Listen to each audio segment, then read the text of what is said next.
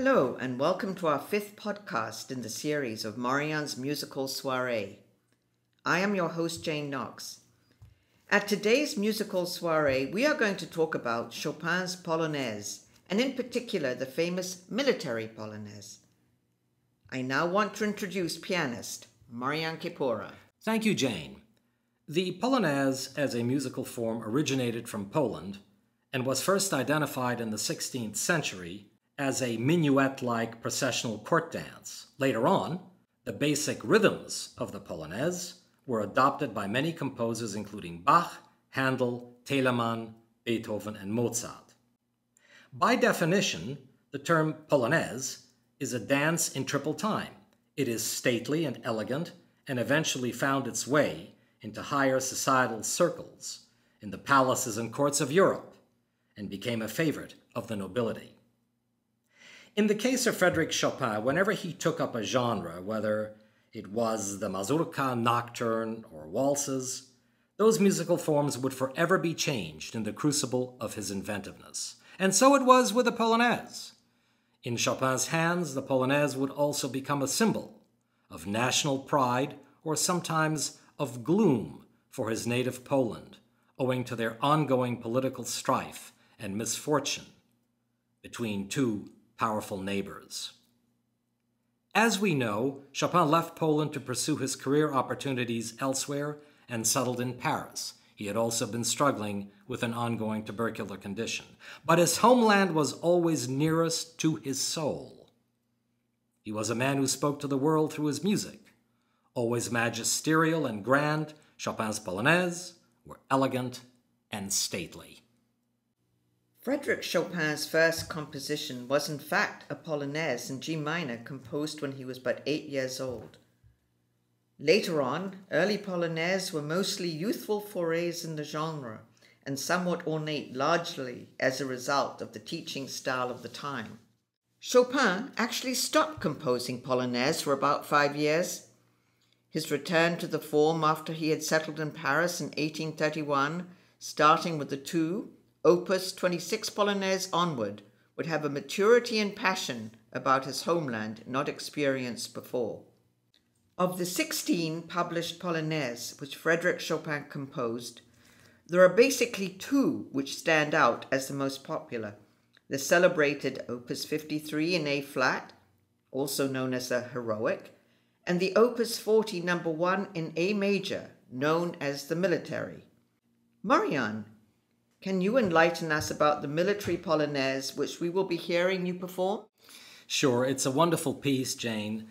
There are two Polonaises under the Opus 40. They were composed in 1838 and 1839. The thoughtful and brooding Opus 40 No. 2 in C minor, and the much happier Opus 40 No. 1 in A major, which you'll be hearing shortly, nicknamed the Military.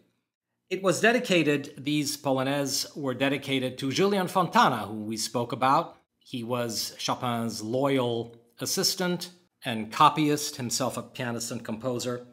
I want to say that in performing this piece, it's a lot of fun to play, actually, albeit one must be mindful to avoid physical strain in practicing the large chords which dominate this work.